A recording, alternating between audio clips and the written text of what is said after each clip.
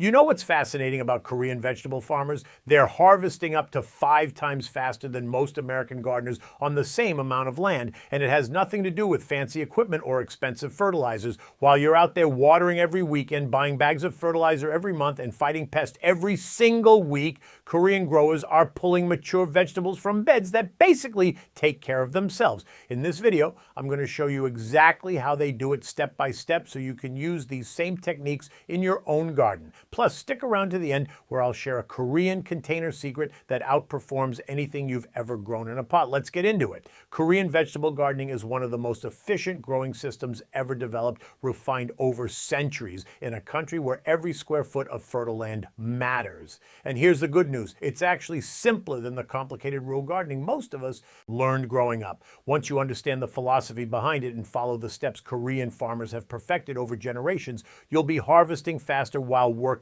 far less. So let's start by understanding what Korean growers figured out that Western gardening completely missed. Here's what you're probably doing right now. You've got tomatoes planted in neat rows in one bed, carrots lined up in another, lettuce growing by itself somewhere else. Everything separated, organized, isolated. You water each crop individually. You fertilize each section when it starts looking hungry. You spend your weekends pulling weeds from the bare soil between plants. And despite all that effort, your harvest still comes in weeks behind schedule. I know, because I used to garden exactly the same way. Korean farmers look at this approach and immediately see the fundamental problem Western gardeners miss. You're treating your garden like a factory floor instead of a living ecosystem. You've designed a system that requires constant intervention because every plant is competing with its neighbors instead of cooperating with them.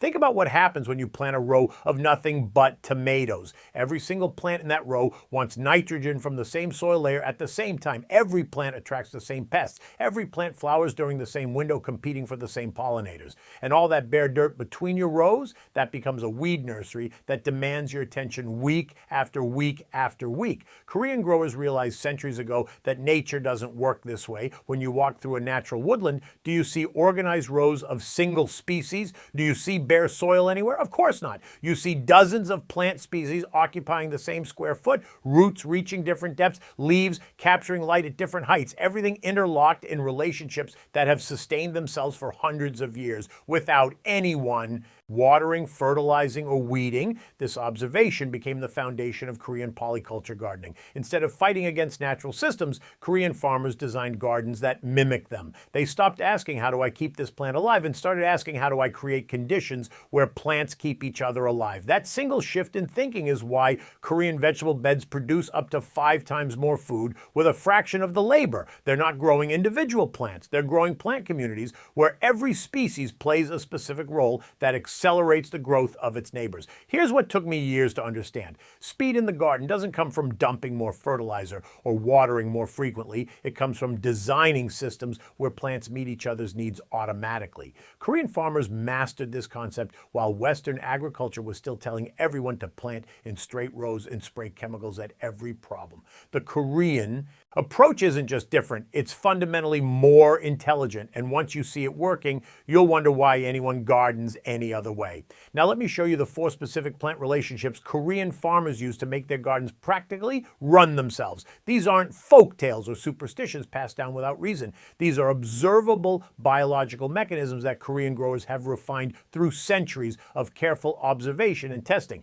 The first relationship is nitrogen sharing. This is something Korean farmers understood long before Western science had a name for it. Beans, peas, and other legumes have specialized bacteria living in small nodules on their roots. These bacteria pull nitrogen gas directly from the air and convert it into a form that plants can actually absorb. Here's what makes this powerful. A significant portion of that nitrogen leaks out into the surrounding soil through the roots. When Korean farmers plant beans next to heavy feeders, like peppers or squash, those hungry crops get access to fresh nitrogen without anyone adding a single handful of fertilizer. You're probably growing beans in their own isolated row right now, which means all that free nitrogen just feeds more beans that are already making their own. Korean farmers would never waste a resource like that. They position every nitrogen fixer where it can feed something else. The second relationship is pest confusion. Korean growers discovered generations ago that most garden pests find their target plants through scent. A moth looking to lay eggs eggs on your cabbages following the smell of brassica leaves. When you plant a monoculture row of cabbage, you've created a scent signal so strong that every pest in the neighborhood knows exactly where to find dinner. Korean farmers do something brilliant instead. They surround their cabbages with garlic, perilla, green onions, and other aromatic plants that create layers of competing scents. A pest flies over the garden, gets overwhelmed by mixed signals, cannot locate the target crop, and moves on to find an easier meal somewhere else. No spraying, no picking off insects by hand, just intelligent design that makes crops harder to find. This is why Korean gardens have fewer pest problems despite using fewer interventions. The third relationship is structural cooperation. When you grow pole beans or cucumbers, you probably spend money on trellises and cages, then spend time setting them up every season. Korean farmers let their plants do this work for each other. Tall crops become the support structure for climbing crops. Corn stalks support bean vines. Sunflower stems support cucumber tendrils. Sturdy pepper plants support lighter vining crops. The garden builds its own infrastructure while you watch. And here's what makes this even more elegant.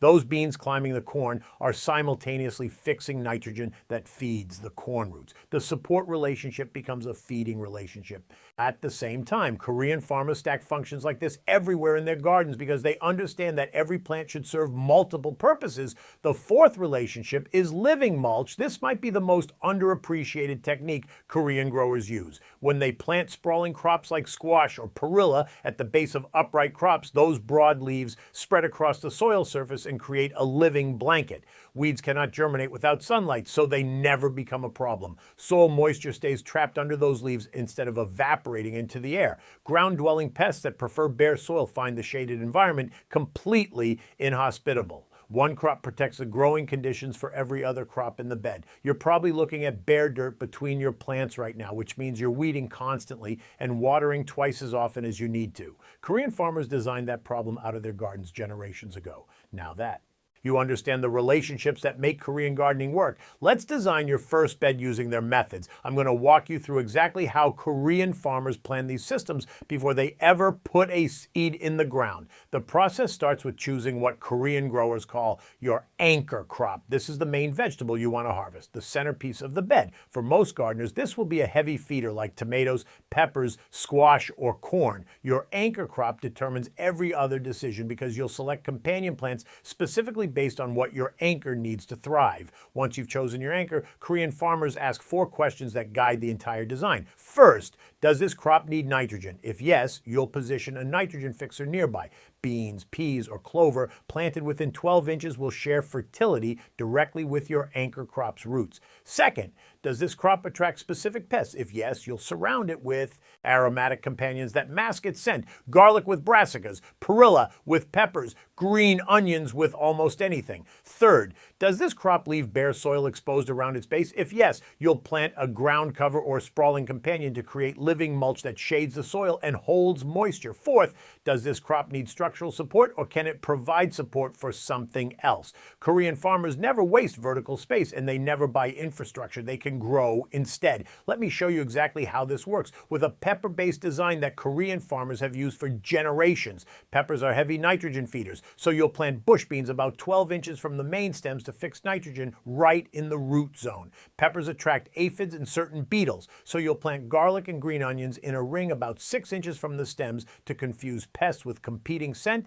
and provide a secondary harvest at the same time. Peppers leave significant bare soil around their base, so you'll tuck perilla or lettuce seedlings into the spaces between plants where they'll serve as living mulch while producing yet another harvest. That's 4 crops in the space you'd normally waste on a few pepper plants, and every single crop is making the others grow faster and healthier. Korean farmers design raised beds using what I call the ring method. Tallest crops go in the center of the bed where they won't cast shade over everything else. Medium height crops form the next ring outward. Ground covers and sprawling crops go at the edges where they can spill over the sides without crowding the interior plants. In a 4-foot by 4-foot raised bed, a Korean-style design might look like this. Corn or tomatoes occupy the center 4 square feet, reaching up toward the sun. Beans and peppers form the next ring, getting full light while staying below the tallest crops. Squash or perilla trails over the edges, shading the soil surface and cascading. down the sides of the bed. You've just fit 5 or 6 different crops into 16 square feet, and each one occupies a different vertical layer while their roots reach different soil depths. Nothing competes. Everything cooperates. That's the Korean way. The spacing principles Korean farmers follow are surprisingly simple once you understand the logic. Nitrogen fixers like beans go within 12 inches of heavy feeders, so the root zones overlap and share nutrients directly. Aromatic pest confusers like garlic and perilla go within 6 to 8 inches of the crop they're protecting, so the scent coverage is dense enough to actually work. Living mulch crops go anywhere bare soil would otherwise be exposed, typically in the shaded zones where they won't compete with sun-loving crops for light. Climbing crops go wherever there's something tall enough to support them, because Korean farmers see every vertical surface as potential growing space that shouldn't go to waste. By the way, if you're finding this helpful so far, take a second to subscribe so you don't miss future videos on techniques like these. Now let's talk about how Korean farmers actually get plants in the ground. The planting process for Korean polyculture is different from what you're used to, and the timing matters more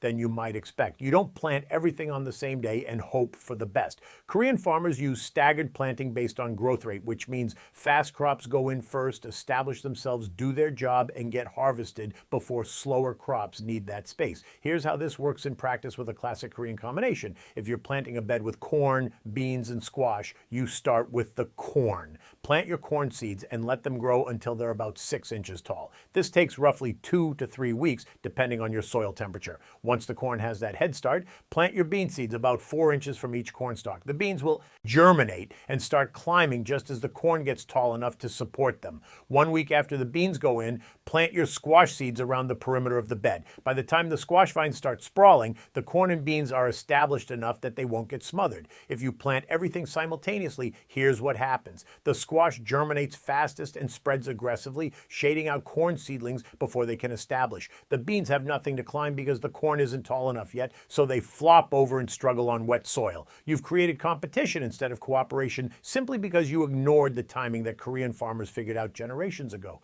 For a pepper-based polyculture, the sequence works differently. Transplant your pepper seedlings first and let them establish for about 2 weeks. Once the peppers are actively growing and pushing out new leaves, direct sow your garlic cloves or green onion sets in a ring about 6 inches from each stem. At the same time, plant bush beans about 12 inches out from the peppers. 2 weeks later, tuck lettuce or perilla seedlings into any remaining bare spaces. By now, your peppers are tall enough that the leafy companions won't compete for light, and everything establishes in harmony. The key principle Korean farmers follow is this: give each crop the head start it needs to fulfill its role before the next crop enters the system. Tall crops need time to get tall before climbers arrive. Anchor crops need time to establish before ground covers spread beneath them. When you respect these sequences, every plant finds its place without struggle. When you ignore them, you create the exact competition you were trying to avoid. Now let's talk about one of the most important Korean techniques that Western gardeners almost never use. It's called chop and drop, and it completely eliminates the wasteful fertility cycle most of us are trapped in. Here's what you're probably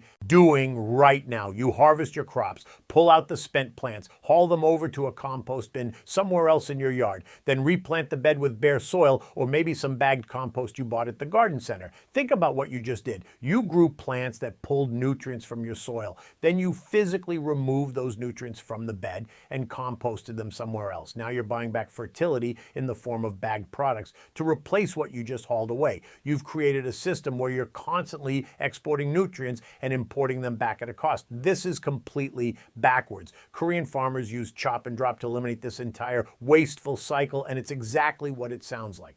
When a crop finishes producing or when you're pruning plants, you cut the plant material and drop it directly onto the soil surface in the same bed where it grew. It breaks down in place, feeding the soil biology that will feed your next planting.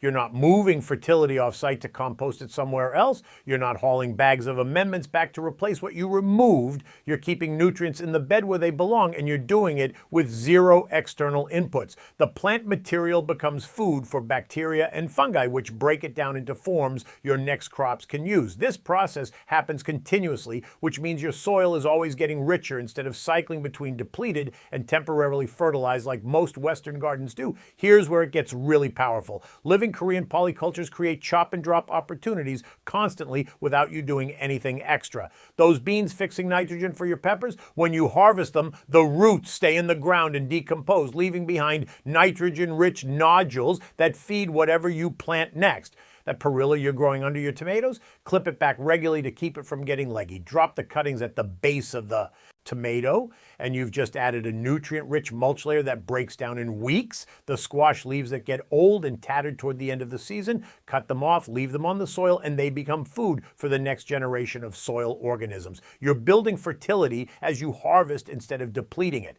Compare this to your current system where you're probably raking beds clean between plantings, pulling out every bit of plant debris, leaving bare soil exposed. That bare soil bakes in the sun, loses moisture rapidly, and sits there biologically dormant until you plant something new. Korean farmers never let this happen because they understand that bare soil is dying soil. Now let's talk about succession planting, because this is where Korean growers turn time itself into a resource instead of a limitation. You probably plant everything in spring, harvest through summer, then let your bed sit empty through fall and into winter. You're using each bed for one crop. Cycle per year. Korean systems run multiple cycles in the same bed by planting successions that take advantage of the fertility previous crops created. Korean farmers plant fast-growing radishes or lettuce, harvest in 3 to 4 weeks, drop the residue in place, then immediately transplant a longer season crop into soil that's richer than it was a month ago. Every few weeks, something gets harvested, something gets dropped, something gets planted. The bed never sits empty, and the soil gets richer with each cycle instead of more depleted. Here's a timeline that shows how Korean farmers make this work. Week 1, plant radishes and lettuce together in the same bed. Week 4, harvest the radishes, drop the tops in place and plant beans in the spaces where radishes were. Week 7, harvest the lettuce, drop the residue and transplant pepper seedlings into the lettuce spots. Week 10, the beans are flowering and fixing nitrogen while the peppers are establishing their root systems. Week 16, harvest the beans, drop the vines in place and plant a fall crop of cabbage or spinach in the bean spaces. That's 4 crops from one bed in about 20 weeks, and each one leaves the soil richer for the next. You're probably getting 1 crop from the same bed in the same time frame, and your soil is worse at the end of the season than it was at the beginning. Korean farmers designed their way out of that trap centuries ago. Let's talk about some common problems you might run into as you start using these Korean techniques and exactly how to solve them. First, your companion plants are competing instead of cooperating. This usually happens because you planted everything at the same time instead of following the staggered sequence Korean farmers use. The solution is to pull the aggressive plants, let your anchor crop recover for a week or 2, then replant the companions with proper timing. Next season, remember to give tall crops a 2 to 3 week head start before adding climbers or ground covers. Second, you're still getting pest problems despite planting aromatic companions. This happens when you don't plant the pest-confusing crops densely enough. A single basil plant 12 inches from your tomato isn't going to mask much scent. Korean farmers plant aromatic companions in continuous rings 6 to 8 inches from the crop they're protecting, with plants spaced about 4 inches apart within that ring. If you're getting pest pressure, add more aromatic plants to create a denser scent barrier. Third, your living mulch crops are bolting or dying in the heat. You probably planted sun-loving lettuce in a spot that gets full afternoon exposure. Korean farmers tuck living mulch crops into the shaded zones beneath taller plants, specifically because those crops need protection from intense sun. Move your ground covers to the north side of tall crops, or choose heat-tolerant options like perilla or sweet potato vines for sunny exposures. Fourth, your polyculture bed looks overcrowded and chaotic. This is actually normal. Korean polyculture beds look dense compared to Western rows because they're using vertical space efficiently. As long as each plant has enough root space and the leaves aren't completely smothering each other, what looks like chaos is actually productive stacking. Trust the design and observe for a few weeks before making changes. Fifth, your nitrogen-fixing beans aren't seeming to help your heavy feeders. The nitrogen sharing happens through the root zone, so your beans need to be within 12 inches of the crops you want to feed. If you planted them further apart, the root systems aren't overlapping enough to share nutrients effectively. Next planting, move your beans closer to your anchor crops. The good news is that if you follow the steps we've covered, you should avoid most of these problems entirely. Korean farmers refine these techniques over centuries, specifically because they work reliably when you apply them correctly. Now for that bonus tip I promised at the beginning, this is a Korean container secret that will change how you think about growing vegetables in pots. Most gardeners put a single tomato or pepper plant in a container and call it done. Korean growers look at that same container and see wasted opportunity. Here's what they do instead. In a single 20-gallon container, you plant your anchor crop in the center, let's say a tomato or pepper plant. Around the base of that anchor, about 6 inches out from the stem, you plant a ring of garlic cloves or green onion sets. At the edges of the container, you tuck in 3 or 4 marigold plants. What you've created is a fully functional polyculture in a pot. The tomato gets pest protection from the aromatic companions. The garlic and onions get partial shade from the tomato canopy, which they actually prefer. The marigolds suppress soil-dwelling pests with their root compounds while attracting pollinators with their flowers. Same container, same soil, same water, dramatically better results from every plant involved. I've tested this side by side with single crop containers, and the difference is remarkable. The polyculture container produces more total food, requires less pest management, and the soil stays healthier throughout the season because you've got multiple root systems feeding different soil biology. Korean farmers have been doing this in small spaces for generations, and it works just as well on an American balcony as it does in a Korean courtyard garden. So that's everything you need to know about why Korean farmers grow vegetables up to 5 times faster and how you can use their exact techniques in your own garden. If you found this helpful, make sure to subscribe and hit the bell icon so you don't miss future videos. And if you have any questions or want to share your own results with Korean polyculture methods, drop them in the comments below. I read every single one. Thanks for watching, and I'll see you in the next video.